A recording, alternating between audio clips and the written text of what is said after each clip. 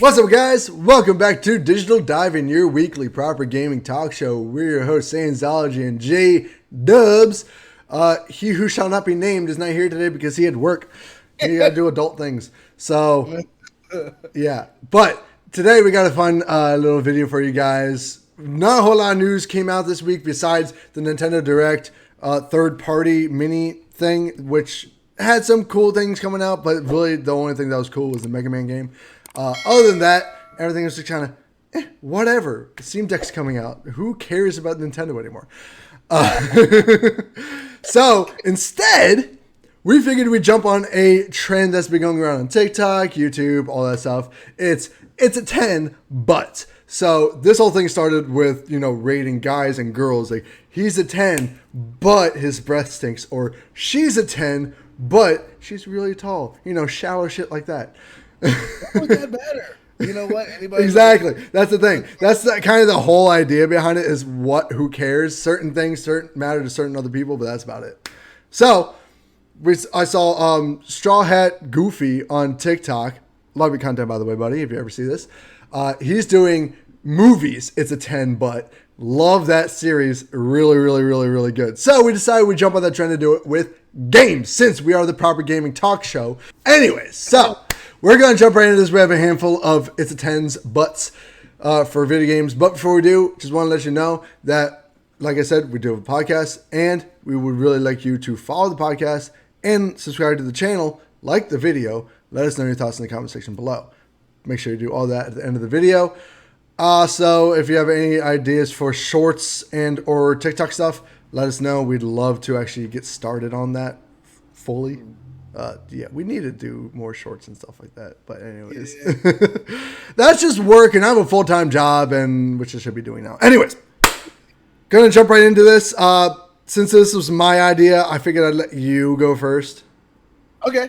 If you want. Yeah, it's fine. So I guess I'll start with my latest, the newest game that for me that's a 10, but. That's fair. And that would be Doom Eternal, which came out 2 years ago. Okay. Okay. I'm excited for this one. Yeah, that's definitely a 10, but, and this is the biggest gripe I have with the game, it doesn't have any deathmatch. Yeah. It's only the Slayer versus battle thing. I can't remember the name of it. Yeah, no. This is a super big gripe because not only did Doom originate the FPS genre, but they also introduced deathmatch into the world. So this is the very first game that ever had it, and you take it out. And it had it in the first game. Yeah, the Doom 2016. Yeah, that's weird. That is weird. I mean, for me, I would just bump it down to a 9 just because I don't, like, for those type of FPS games, I don't really care if it has that multiplayer aspect to it or not. I love the game for what it is, the linear story-driven FPS. Same thing with Last of Us. Like the fact that Last of Us 2 didn't have the multiplayer on launch, I wasn't that mad about it. It's a cool feature, but it's very secondary to me that I wouldn't play for more than a couple weeks, if that. So that used to be for Doom, for Doom Eternal, I would still put it at a 9. My Doom Eternal, like, what would you rate it? Like, because of that, I'd probably take it down to like an 8 even. Really? Like, that's not big of an issue for you? That's my favorite FPS multiplayer game. Oh yeah, that's fair. Online with. It feels better. It feels faster and better than COD or Halo, or it just gives you that intense arcade action online. It's so dope. See, my 10 but for Doom Eternal it's definitely 100% a 10, right? It's definitely a 10.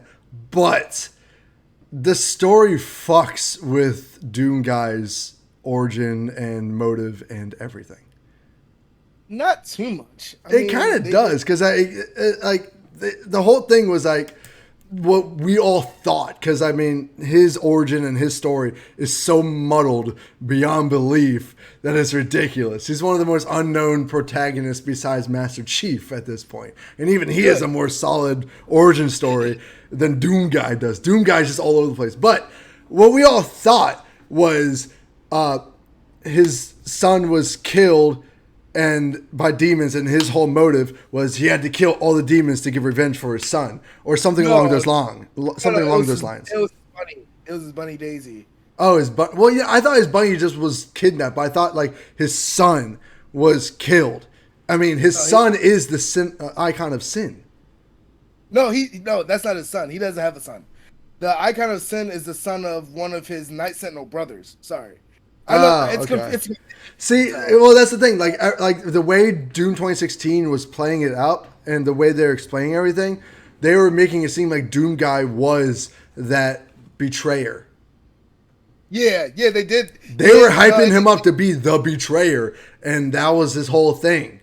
And then in Doom Eternal, it was like, oh wait, no, it's just some random, side guy that no one really cares about anymore.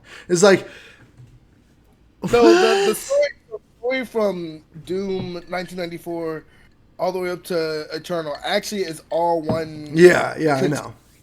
Minus Doom 3. Doom 3 was a complete reboot show, whatever. It was like the DMC of games. Or Doom. So I take offense to that. I love DMC. But no, it was so like it's the whole linear. So it's kind of confusing, but like if you read the lore, you pay attention to the lore. It fleshes itself out. Yeah, it does. My biggest thing was like his whole motive was he just wanted to kill demons, and that was it. I'm just like, that's a much weaker motive than I'm trying to avenge my son. And that would have made the whole Icon of Sin fight that much freaking more intense, because he's basically killing his own son. I don't think he would have killed him. That would have been awesome. That would have been amazing. Would have that same emotion, just anger. I know, but like anger only carries you so far. In my opinion, anger only carries you so far. The fact that you were doing this for your own family, and the fact that the Icon of Sin, the final boss who was going to kill you, was your son, that would have brought everything up a whole other level. That would have made that game a 15. All right? He was doing it for his family, because they killed his bunny Daisy. They killed his bunny. Calm down. They put his head on a pike. They put the head on a pike and like in front of his hometown. Sir, I don't have to sit here and tell you what we went to go see in 2014 about the greatest action hero that ever lived over a dog. I don't need to tell you. Don't need to tell you that. So That's fair. He's like the John Wick of video games. Either way, for me, that would be like it would that brought it down to an 8 for me. That story bit. Okay. What's your first? So mine, and this is something that I hope they rectify in the second game. Sorry, I'm burpy. Jedi Fallen Order. It's a 10. But that was my number 4. Well, we might have different ones. We can talk about it right here. So it's a 10, but there are no side quests, and the collectibles got annoying really fast. Also, I agree with that. I mean, it's a linear story driven game. It is a linear story. But mattered too much to me. So here's my argument. Like, it was a linear game for sure, but they did it like it was a more free-form linear game.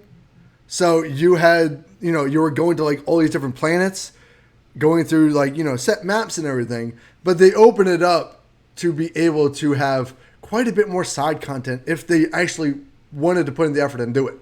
Yeah. It was totally like the groundwork was there to make it happen. It wouldn't have been that hard. Like just like side stuff for Siri or like anyone in your ship. Like, hey, do you mind if we just pop over here real quick, do this quick thing on our way towards your main thing? Like that would have been so good. I mean, I think it would have taken the focus away from what was at stake. Oh yeah, I get it. And then also like that means that you would have potentially had to either make more worlds or create more environments, and for a game that they weren't sure was going to do well. Not so much. I mean, you could have fit that stuff into the existing worlds, honestly. Just add more content to those worlds.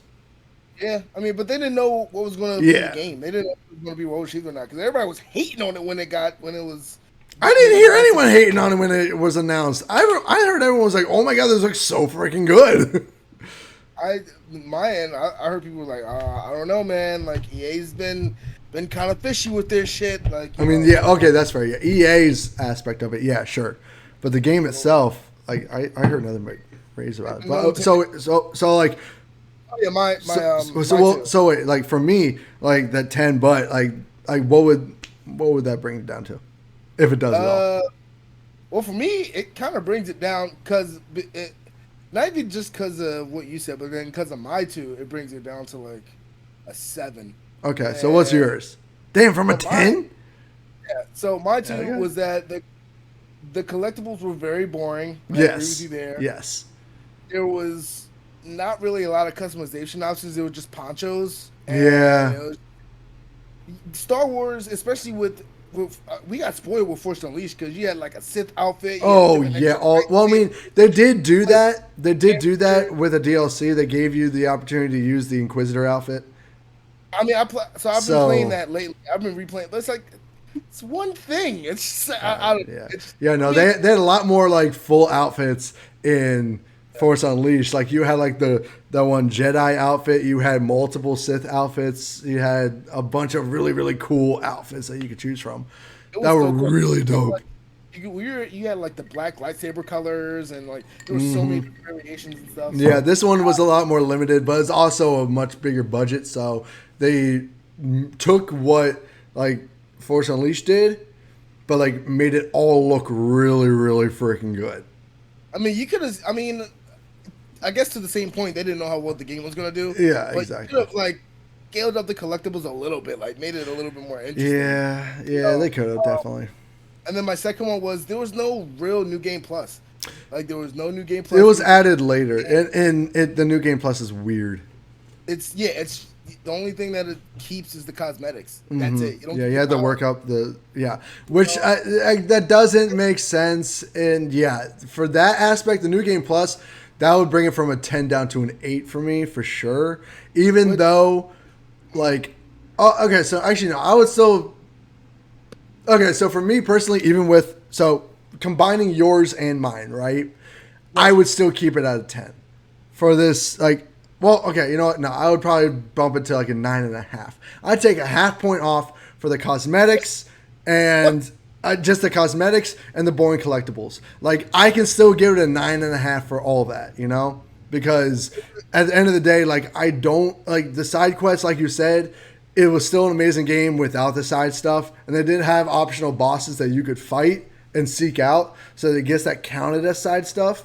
And in terms of the cosmetics, and in terms of the New Game Plus, I'm not one to typically play New Game Plus a whole lot, and this is what we kind of talked about on another episode, I think. But it's the whole argument of unless the game has multiple endings, there's no real incentive for me to play New Game Plus, unless I just want to feel like a badass, which most of the time I just won't. I mean, that's the whole point of video games. It's like if you like it and you enjoy the feeling, the mechanics, and the experience, you want to experience it again and again. So, like for me, I love on games that I love New Game Plus. Like Doom Eternal, it was like a no-brainer. Like you could just replay everything with all your stuff. Yeah, you know, cool. It's normal. You know, it's like normal in most games to have a New Game Plus. And like they're making this whole project like, well, we don't want you to feel like you're too powerful. And, that's the point of a New Game Plus. Like.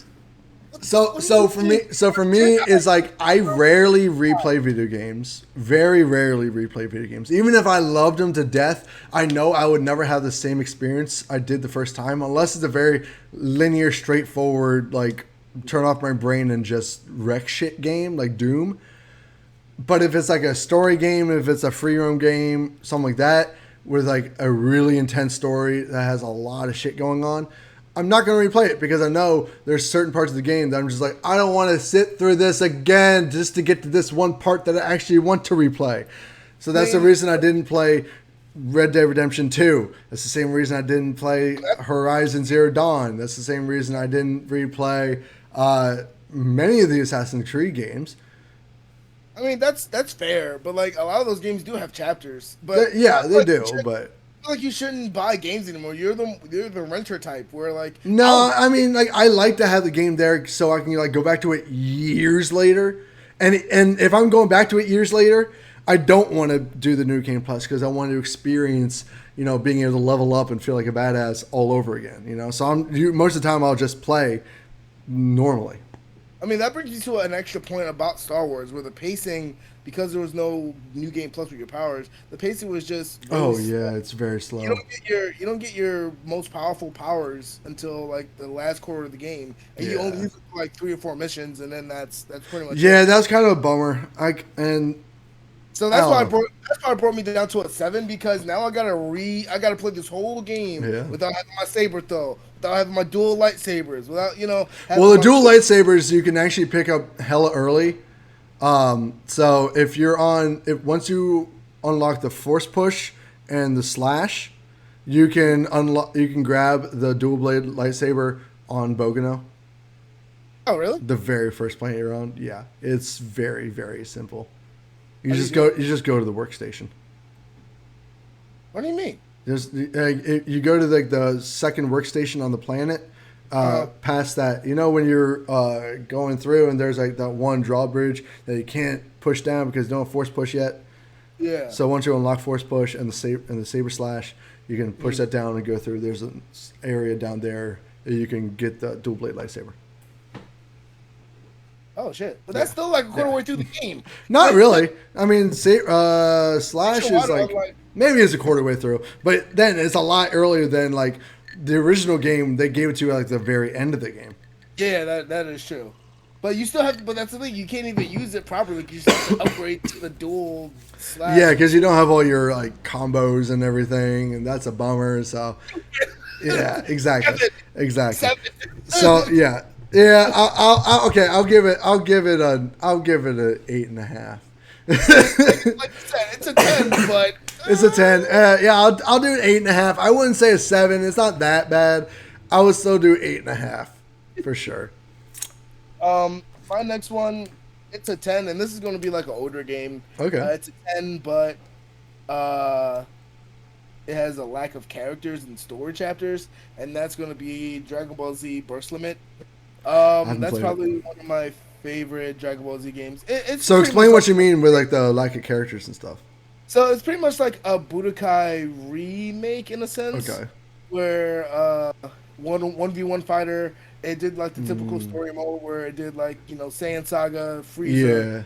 Stop that Cell. It didn't go to the Buu Saga. This was back in 2009. Oh, okay, fair enough. The whole game they've done all the stories a million times already, but like they stopped there, and it was a 1v1 fighter, and it's like it only had like 10 to 15 characters, and it's just like it's kind of why would you stop at Cell and not just go to Boo, give me Super Saiyan 3? Yeah, that's already been in the game multiple times before. Maybe they're anticipating the game to be like to have a sequel to it, and then they were going to continue it. Yeah, but they never did. Yeah, so I was so mad about that, and back then I didn't have online, so like it wasn't. I couldn't get online. Yeah, it got boring after a while. You're like, okay, I'm done with this.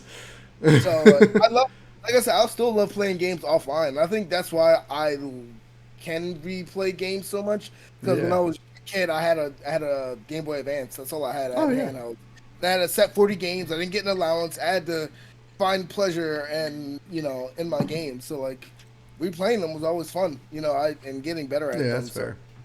So for that, like I'm going to attribute that to like a lot of fighters too. Like it's a 10, but the lack of characters and a shorter story definitely brings it down to a 7.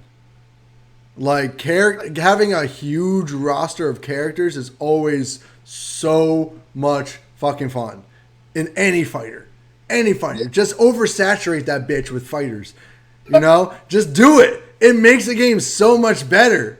Like, I don't know if there's no reason not to. Capcom, you play the Marvel Capcom games. They have like tons of characters. Oh my god, yeah, that's why. Even Marvel's Capcom 3, which was, the character roster was A+. It was fucking dope. It was awesome. The rest of the game, it was just the same. The only thing is, it was just the same shit as 2. So, like, Infinite came along and like completely. Roster, and it was just Infinite was bad. It just brought it way down. It didn't make sense because I feel like they're just trying to like make you pay for the character. It's the same shit that Mortal Kombat 9 did, I think. Well, was it Mortal Kombat 9 or was it Mortal Kombat 10?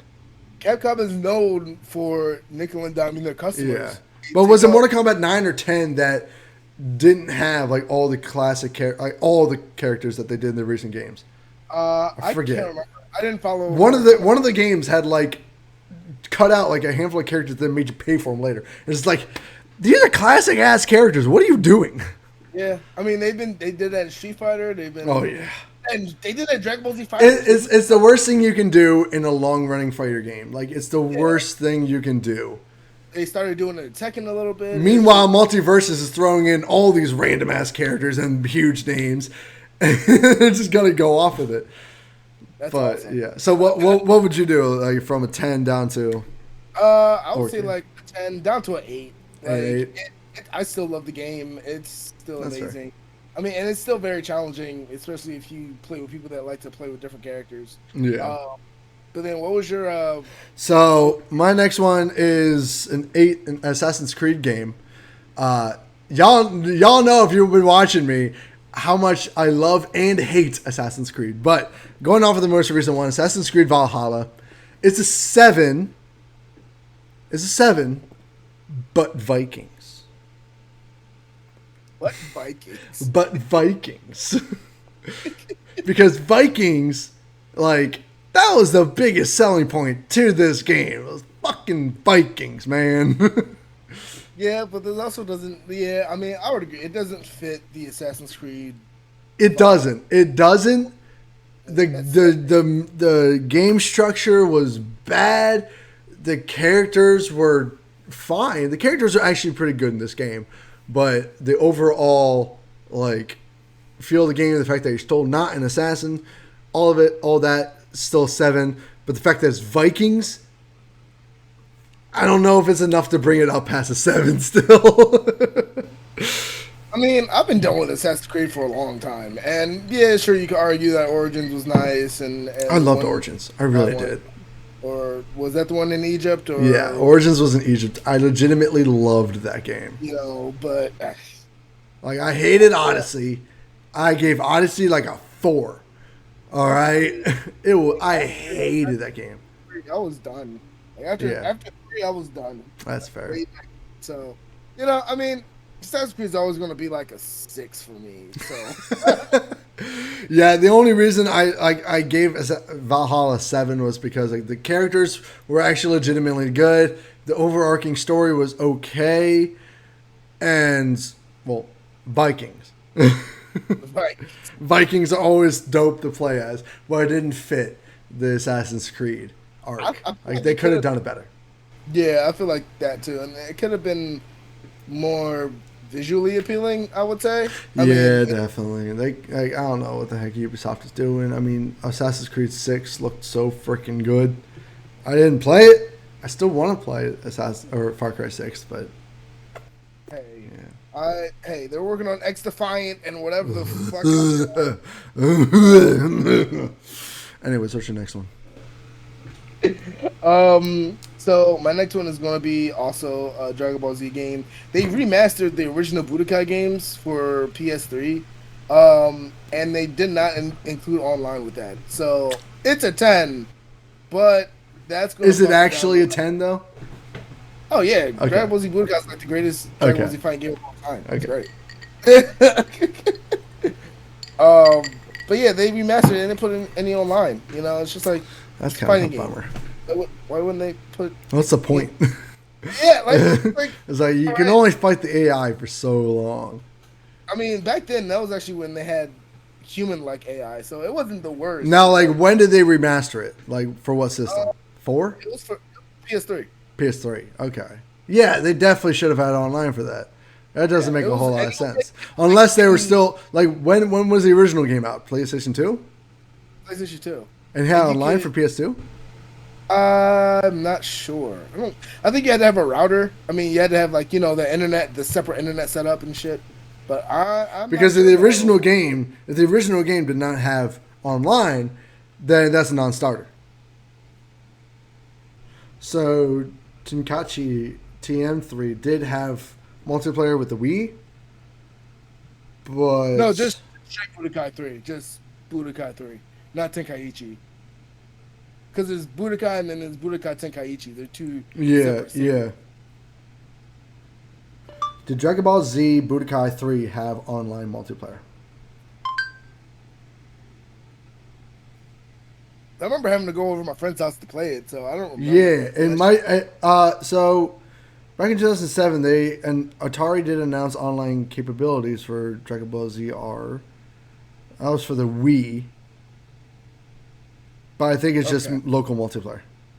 Yeah. Yeah. Why didn't the Budokai HD collection have online multiplayer? Because it didn't. I'm going to assume off of like very initial research that the original game did not have online multiplayer, which makes sense for the PS2 because that was barely a thing. That was barely a thing. Only for certain games. So for that, I would still leave it at a 10, just because if the original game didn't have online multiplayer, sure they could have added it, but that would have been a whole other freaking thing. So, still a 10. I'm gonna keep it as a 10. Yeah. What was your next one? My next one, No Man's Sky. So, yes, I had a rough start, but I'm going off of like what it is right now. So, No Man's Sky, 2022. It's a 10. You got complaints? But it can be kind of aimless. It can be kind of aimless at times. That's the whole point of it. Okay. Exactly. So, like, that's still a 10 in my book. Like, it doesn't matter. It can still be, like, even if it's, like, that's still a 10. Even though it's aimless. Like, that game being aimless is the biggest complaint that a lot of people have with the game. It is kind of the whole points of the game. To an extent. Now, there are times, in my opinion, that it gets a little bit too aimless. Even with all the updated story bits and everything, it can still be kind of hard to follow. So, in that sense, it's like, it's still a 10, but I see where some people are coming from. Yeah. Yeah, I mean, that definitely makes sense. But, I mean, yes and no. And, like, it very much explicitly says, hey, go. Exactly. You just kind of like, goodbye. You're in the world. Have fun. Go nuts. Literally the trailer, and from that, it's like, all right, I know what I'm in for. Exactly. You know. So I mean, if it's a game that it was supposed to be, you know, just tight, linear, have like a lot of substance in a short amount of space or time, then that's different. But I mean, I would still keep it at a 10. Yeah, I mean, they did. It's still a 10. They literally did what they said they were going to do, and they've been making improvements, and they brought the game back from the brink of death. Seriously, you can't really take anything away from that game right now. Like, it's still great. Probably what's great about it is that because of the fact that they breathed new life into it 4 years after it came out, it's pretty much starting all over again. Oh yeah, seriously. Now it's in a new age of 4 years. Like, not to mention the VR for it is just so good. You have a VR set? No, but I've seen the VR being played, and like the level of scale that they can accomplish with it. Oh, it's so cool. Amazing. Yeah, right. I'm so happy for that game. Yeah, but that was actually my last one. That was the last one. All right, I got a bunch more. Yeah, go for it. All right, so the Mass Effect series, another one.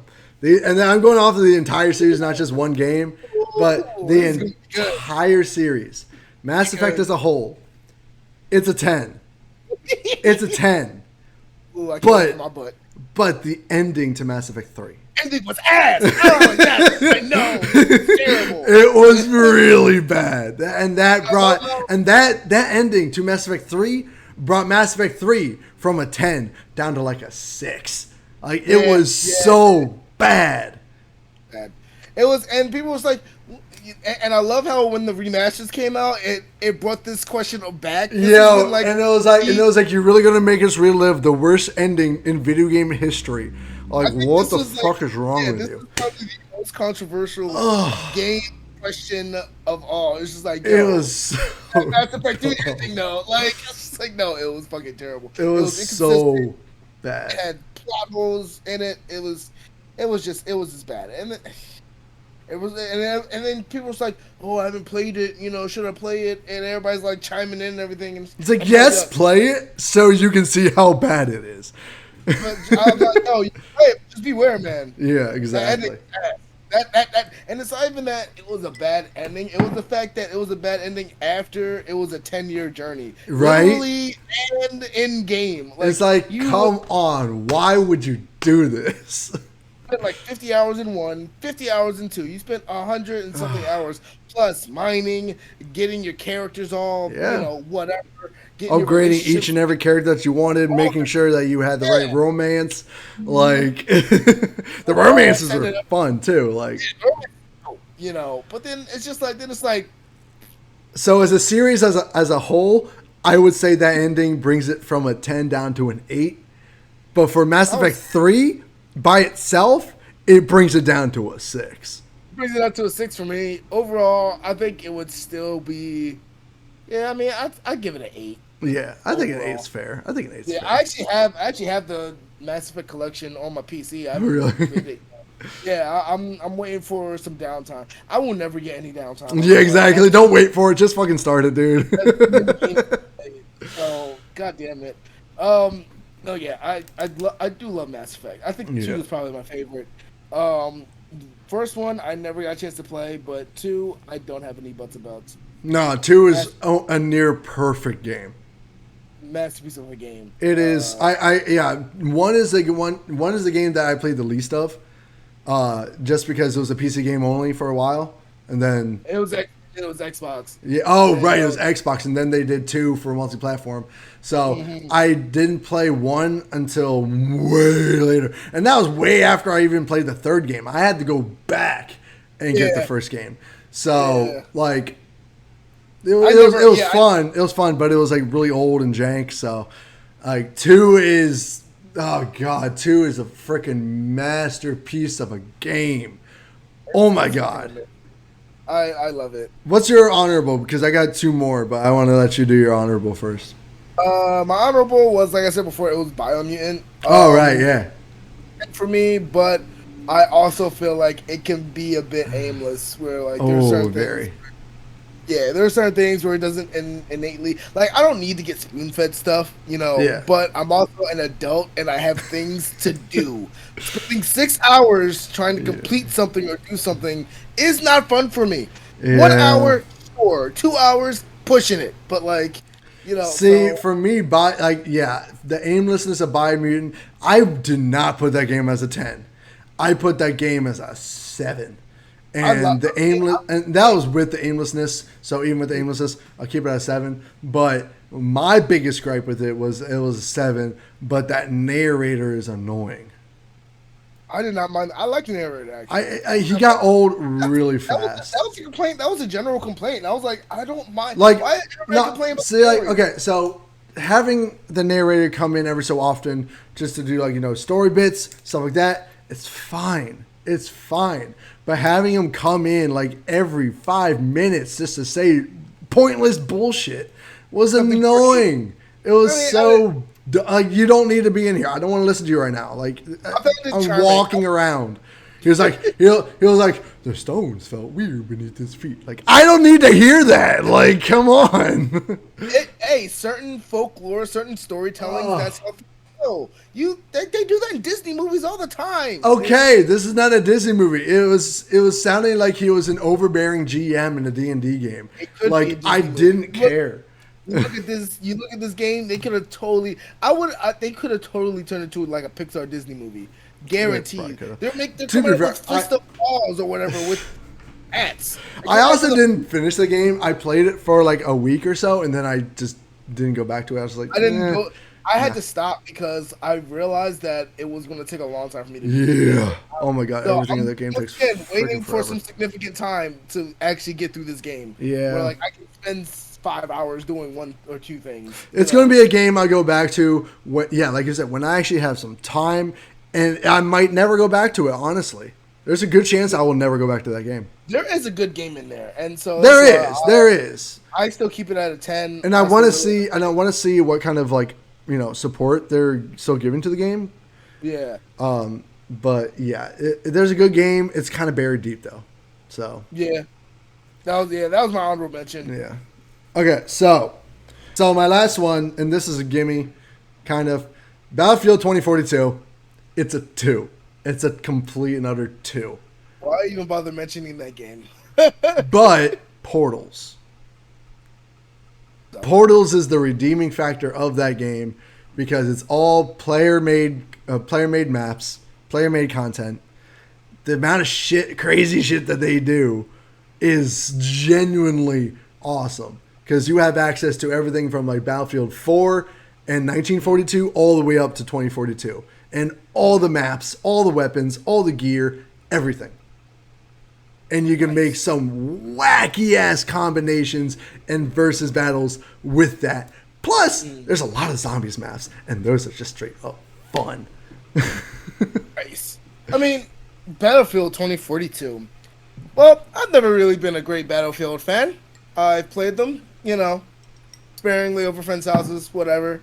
But it never really gravitated towards me. That's fair. But I can objectively say, this game was not even worth mentioning. This game, there's nothing redeeming about this game because the overall game is so unpolished and just bad on all fronts. It is. Like I said, the core game is bad. Yeah, one or two perks are not saving this game from any kind of redemption. Like they need to and now they're going silent. You don't know what's going on. Well, they just launched season 1, and they have season 2.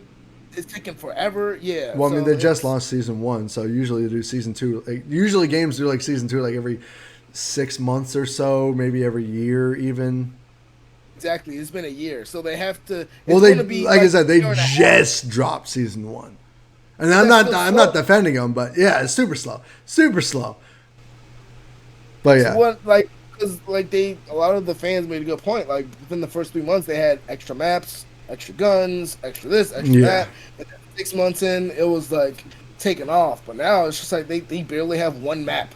They have one new map, and that's it. They don't even have any. The support for the game is really bad because they had to play catch up on fixing all of the bugs and bullshit in this game because they launched it and it was broken. It's still pretty wonky from. It's still not great. Yeah, it's even with all these fixes and everything, still not great. But like I said, Portals works on its own engine, kind of.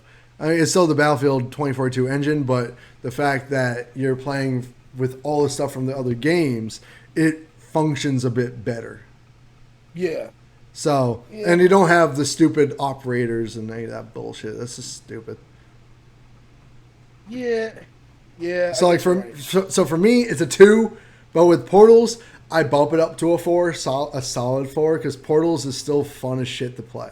I have honestly been able to go in and play Portals and have a genuinely good time with that. But the core game itself is just straight up bad. And a 4 is still bad. It's still really, really bad. Oh, man. You need to hold these not even the developers, the publishers, everybody involved. You need to hold them accountable. Oh, I am. I mean, hell, Battlefield 2042 should have been a solid 8 on launch. Should have been an 8 on launch. Without a doubt. Only an 8 because there's no story mode. But instead, they launched at a 4 and went down from there. Launched at a 4, dropped to 2. It dropped down to a 2 because they didn't have any additional content soon after launch. Nothing. There was nothing. Nope. So it just kept on dropping and dropping and dropping. And then they started getting mad at their player base because they want to make sure that the $70, $80, $90, $100 that they just spent was worth it. Not to mention they also pulled support for not the hardline, the hardpoint. I think it's hardpoint, like the Intel gathering battle royale system, which was super cool. But the only thing is, you need a squad to play that game, like a solid squad. Yeah. So a lot of people didn't play it because they didn't have people to play with because people didn't want to buy this fucking game. So they pulled support, and I'm like, that was one of the things that you should have hyped up or made more accessible to play for sure. That's the thing. If people aren't even online, even as the game went on, 3 months in, it was taking people hours to find games. I know. It was taking people a long time. So it's if people aren't investing, unfortunately, the smart thing would be to add more to make players come back. Yeah. But if they don't have that capital, if they don't have that money or the time to put in more stuff. There's just so much wrong with that game. so much. The progression system, the weapons, the operators are dumb, all of it, and it just went downhill from there. But with Portals, like I would still jump in and play Portals any day of the week because that's still fun for me. Yeah, I mean it can be fun if you can find people. Portal still has like the base game, the core gameplay. There's like barely anyone playing, but whenever you jump into Portals, those lobbies are usually full. Yeah, and that's the only redeeming quality. That's what everyone was so hype about when they announced Portals, was the fact that these are all player-made maps. Like players go in, they make these maps, they make these servers, and then they populate them. And they're legitimately good because it's how Battlefield should be played. They should have just released that mode. Seriously. That's what they should have done. But whatever. But anyways, guys, that's all we have. Those are it's a 10 butts for games. Did you agree with some of our takes or not really? Let us know in the comment section below. And let us know if you have any it's a 10 butt that you thought of while you're watching this, because we definitely 100% want to hear them, and we're going to throw any of all your comments into the next It's a 10 Butt episode. Hopefully KJ will be on that, because I'm sure he has a couple of games that he would like to chime in on. But anyways, guys, thank you so much for watching. Make sure you get over and check out our podcast. It's over on Spotify. It's over on Google Podcasts, Apple Podcasts, wherever you find a podcast. Just the link is in the bio down below. Just go to Anchor, go from there, and then come over back to the video. Hit the subscribe button, hit that like button if you like the video. Leave all comments. Let us know how we did. We're trying to get up there. We have a couple new subscribers, so thank you guys who are new subscribers. We love you guys. Last video didn't do so well, but we're hoping to get back up there with some more relative content. So, thanks so much for all your support. Stay excellent, and we'll see you next week in the Proper Gaming Talk Show. Peace out. See ya.